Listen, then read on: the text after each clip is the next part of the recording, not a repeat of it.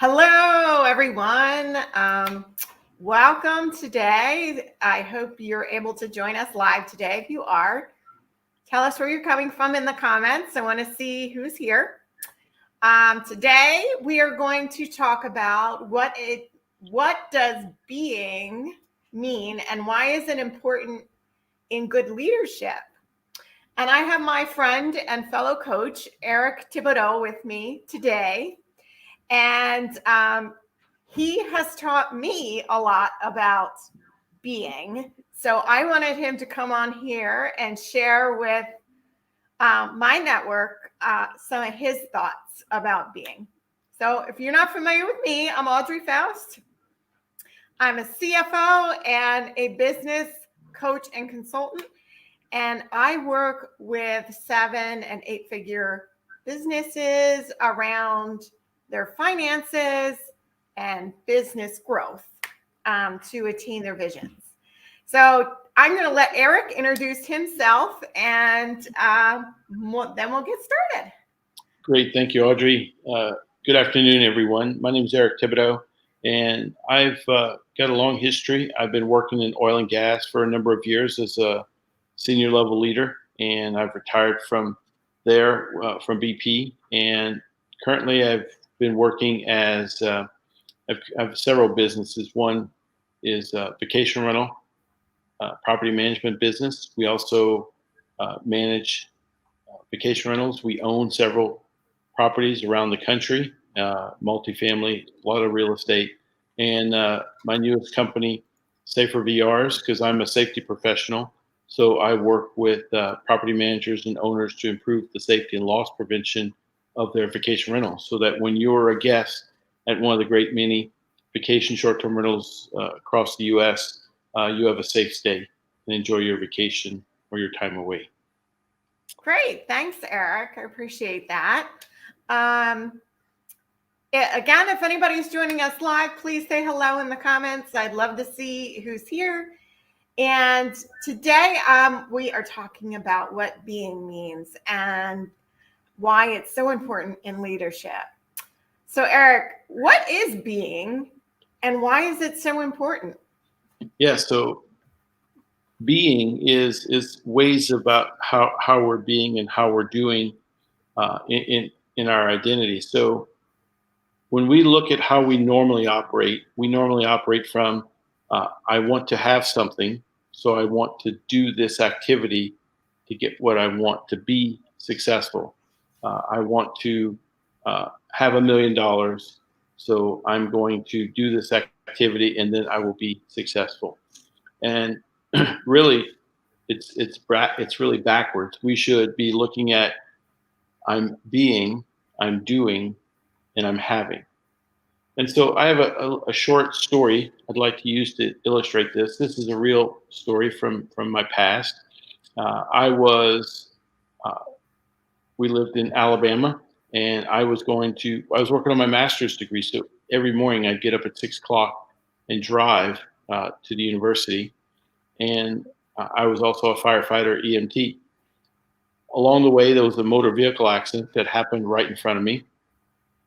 I responded, called in for support, and basically there were 4 people involved, and I was able to successfully treat 2 of them, and where they survived. One did not survive, and the other person was down an embankment, and it really wasn't safe for me to go down there. So all of what I was just talking about was a lot of doing. I was doing all these things. But if we back up to the day before, I had been on another call, and I had used pretty much all the supplies in my bag. My oxygen bottle was down to nothing, and I was coming home that night, and I was already late for dinner. I knew my wife was going to say, "Where have you been?"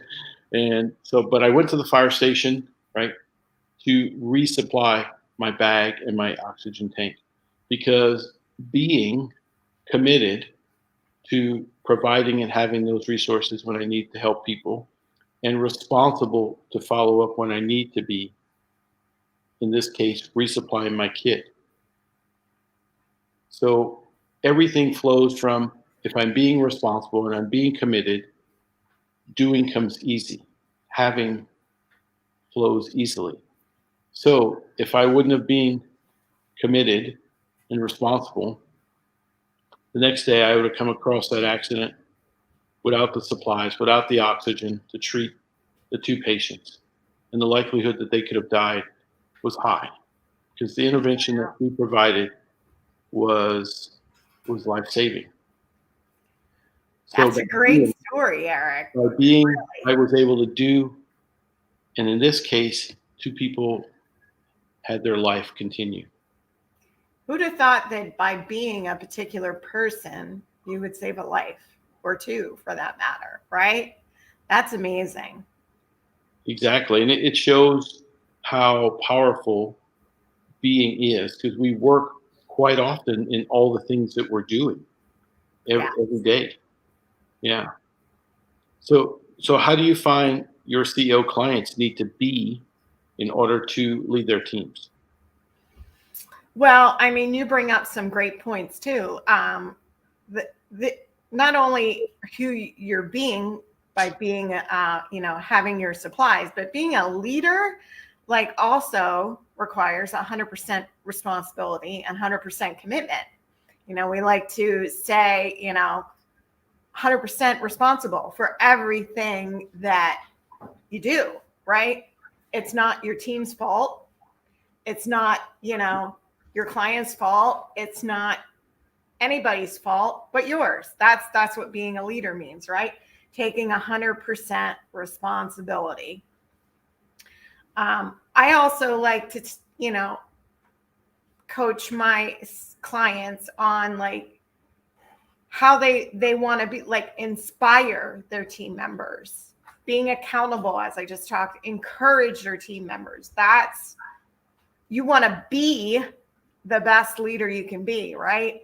So you want to, a leader brings out the best in everybody else.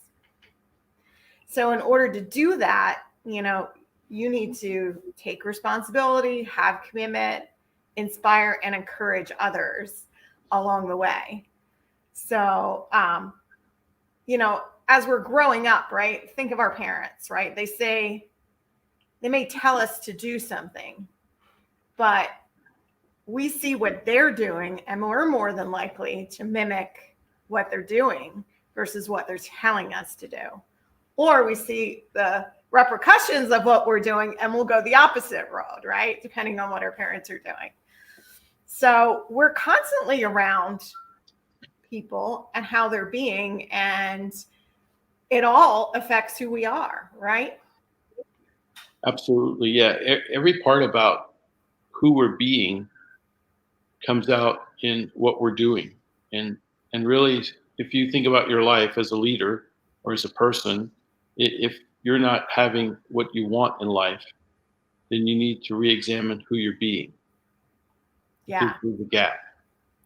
Exactly. That's a great point, Eric. How do you see being relating to leadership? So really, I mean, being is those qualities of who we are at our identity. And our identity is basically, as we've learned in neuroscience and neurocoaching, is those activities that we have ingrained into our subconscious. And so when we are being, it tends to happen automatically.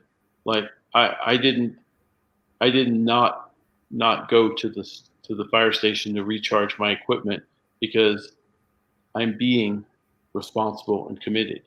And your ways of being could be, I talk about being safe. I'm talking about being financially, secure. I mean, a lot of times in our businesses, when we look at how we want to be, how often do we say, I want to be financially prosperous? We think about everything else, but we have to be that way to be that way. And then what does that mean? And how do we then deliver the doing? So we need to develop who we're being to be effective leaders. And certain leaders have it already. And it doesn't mean that we could not, if I didn't, for example, possess self-integrity, doesn't mean that I couldn't work to improve my self-integrity, right? And self-integrity is about saying, when I commit to doing something, I'm going to do it. And when I don't do it, I go back and talk to those who I committed to do and saying, I made an error. I'm going to recommit myself. I'm going to get this done for you. Let me make that up. So it fits in with how we're being, because once I'm self-integral and once I'm responsible and once I'm committed, doing flows very easily. Then I can have whatever I desire in my life or in my business or my company. That's a great point. I love what you said about being financially prosperous. Like, as business owners, we don't often think about that, right? We think about the doing. What do we have to get done? The goals? Where do we have to go? But we don't necessarily think about, I want to be financial freedom or financially secure in my business, so I don't have to worry about how I'm going to meet payroll next month, or, whatever that is. So, I help clients a lot with that, by keeping them financially responsible. So, you bring up great points there. Thanks. Yeah. And so when they're not, when your clients are not being who they need to be, how are they showing up? Well, I mean, that's kind of easy, right? So if you're not being a leader, if you're not, then, you're showing up either controlling, or in fear, or pointing the finger, right? As I was saying, taking 100% responsibility. Having your employees and your teams back is being a great leader. Not being a great leader would be pointing the finger at somebody on your team and saying it was all their fault, right? And not taking responsibility to clients. Like you said, like, even I made this commitment and I failed on it, but I'm going to make it up to you. So you're being in integrity there. And that's so important for CEOs, to be in integrity, not only with their clients, but with their team as well. Because that builds trust, right? It builds trust and it builds authority. And a lot of times CEOs think of control as building authority, right? They think of, well, I don't want to let go of control and trust anybody else to do X, Y, Z. But leaders let go of control and know that their teams have that, right? And if their teams fail, they also stand up and take responsibility for that as well. Don't you think? Yeah, absolutely. And if we think about control, so control is an illusion. There is no control at all. Even though we're CEOs of businesses and work with CEOs, there is no control. Everything is choice. So I choose to, and appoint people to different roles. Um, that's a choice, right? And my choice is based upon that person's experience and what we need. And so there is no control in business or in life. Everything is about the choices we make or we don't make. And Very part of true. that is who we're being, right? Yeah. I never thought of it that way, Eric, actually. Like, there is no control. No, we're never. There's the illusion of control, right? Yes, the illusion of control. And so when we're working as CEOs, everything is about choice. As individuals, everything in our life, around our relationships, around our fitness, around everything is about choice. And that choice is formed by who we're being. Because we're not going to do anything that's not in our identity. Yeah. Right. For example, I'm not a smoker. Right. So I'm not going to just go out and smoke today because it's not my identity. So if I'm not going to be an effective leader, I'm not going to be committed, I'm not going to work out, I'm not going to do things that it's not my identity. Everything is our identity, which is really driven by our subconscious. And how do you go about changing that identity if you want to change it, Eric? Yeah. So we have to take a look and say, well, with anything, let's talk about control. I mean, why do I feel like I have to have control? So what's causing me to have that thought that then leads us down into our emotions that then cause us to do our actions that deliver our results. So we have to identify what that is, and we can do that through our coaching and neural work that we've been trained to do to help identify what that is, and Yeah. then to remove it. Right? How would we, once we identify it, what's our next steps? Yeah. Rewire. Yeah, exactly. Yeah. So, and it takes what did we learn, 67 days to do this activity. Yeah. So it's not going to happen overnight.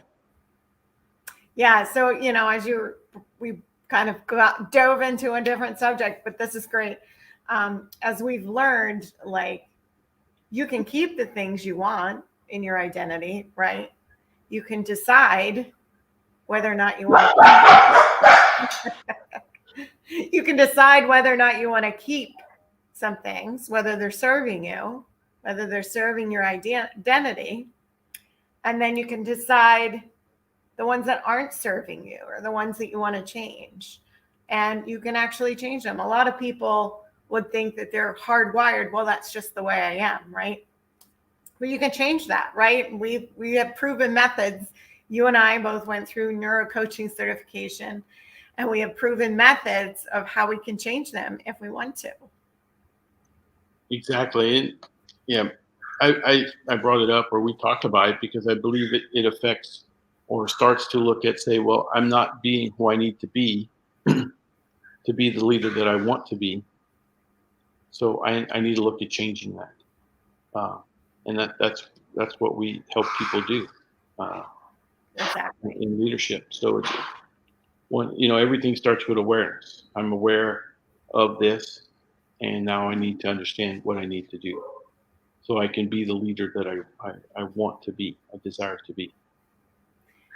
Yes, you make great points, Eric. And I, through the years working with small businesses, I've seen, owners go from, 7-figure to multi-7-figure to 8 figures, and been along that path with them and seen how they had to change to become the next level leader that they needed to become to continue to lead the company in the way it needed to be led and to continue the growth, right?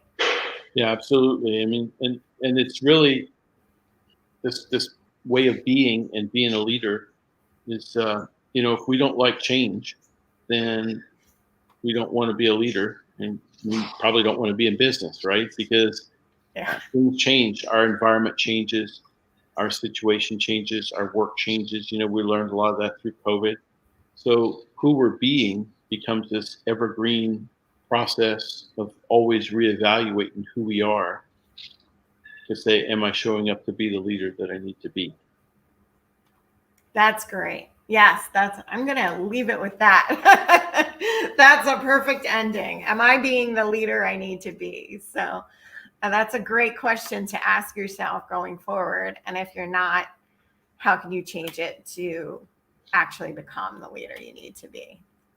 So thank you so much, Eric. I appreciate you coming on today. This has been a great little conversation. Did you have anything you wanted to add in closing? No, I appreciate the opportunity to come on, talk about leadership and the beat you have. And I really think it's important for leaders. And I hope they continue to look at this to improve their lives, their business.